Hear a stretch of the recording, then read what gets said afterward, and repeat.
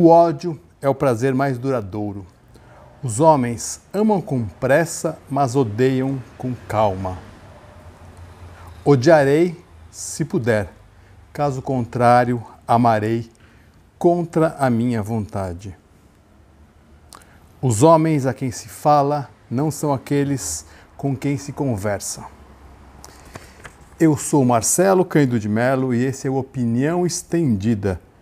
E a ideia hoje é conversar sobre ódio, conversa, necessidade de trocar com o diferente as eleições de 2022 que já começou.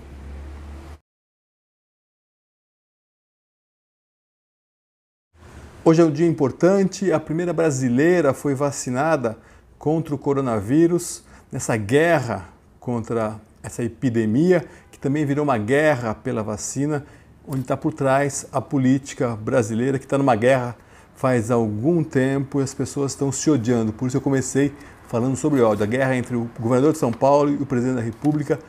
É verdade que o governador de São Paulo é um marqueteiro, foi rápido, bem foi aprovado, já estava fazendo a primeira aplicação, já deu uma coletiva, e aí você via uma reação do outro lado.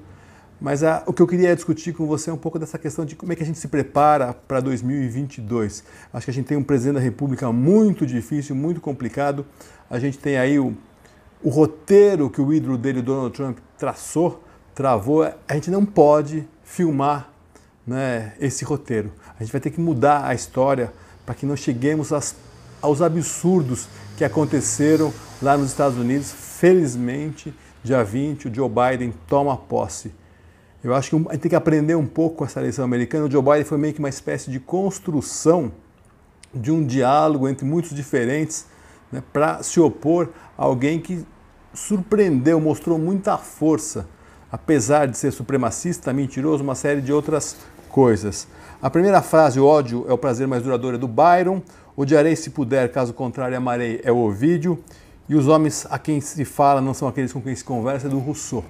A gente vai precisar aqui no Brasil, sim, construir muita conversa. Eu acabei de ler esse livro, A Organização, da Malu Gaspar, um tolete de 560 páginas, mas que conta como é que foi a operacionalização do esquema de propina da Odebrecht, como ele envolveu os governos anteriores. Eu acho que agora deve ter dado uma diminuída, apesar que o livro ele é pessimista, porque algumas das pessoas que foram delatoras acabam dizendo que teriam que ser uma freira no puteiro, ou seja, usando essa linguagem, o puteiro parece que continuou, talvez esteja mais escondido, é preciso que a gente mude efetivamente. Mas o que me preocupa é que as pessoas nessa guerra, acho que, de novo, é importante lembrar que se não fosse o governador de São Paulo, a vacina não estaria aqui agora, o ritmo do governo federal estaria ainda menor, né? Um governo negacionista que está tentando aí correr atrás, só na hora que é de fato impactado, mas, tal qual o governo do Donald Trump, tem aí a sua parcela de admiradores, de pessoas que estão reproduzindo uma série de notícias falsas nas redes sociais. E o importante é que a gente vai ter que aprender a conversar também com essas pessoas. Vai ser necessário construir um caminho, uma aliança, né, que eu não sei quem é que vai liderar, ainda não está muito claro, não sei se é o mais importante agora. 2022 está aqui, temos agora a eleição para o Congresso.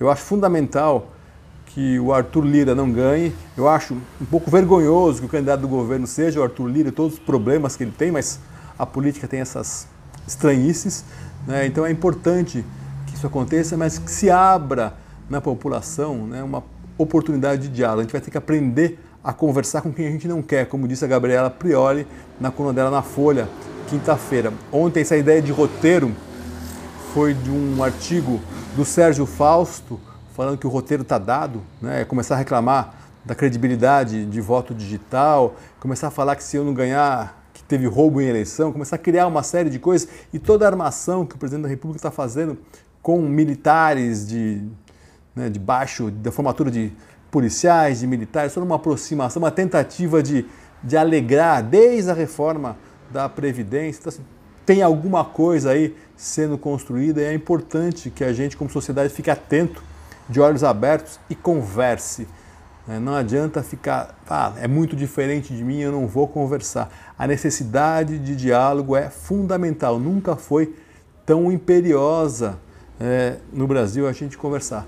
E conversar pode ser muito gostoso. A hora que você lê esse livro da Odebrecht, é impressionante aonde chegou, né, como é que a coisa foi indo, vai crescendo. Então, assim, está na hora da gente rever os nossos valores. Eu estava muito desanimado com a sociedade americana, mas a hora que você lê lá que o Departamento de Justiça nos Estados Unidos funciona diferente, né? A palavra tem um peso maior do que a gente tem visto aqui, a gente precisa caminhar para esse lado. Então, assim, essa é mais um convite, né, para que cada um de nós pare, olhe para o outro. Eu já vi amizades, família, relacionamentos de casal sendo destruídos ainda agora, né, não só pelo Covid, mas pela essa guerra política. Então, assim, é muito importante que a gente consiga enxergar o outro, trocar, ver, informar, não se negar a conversar. A gente vai ter que construir uma nova base, encontrar uma aliança possível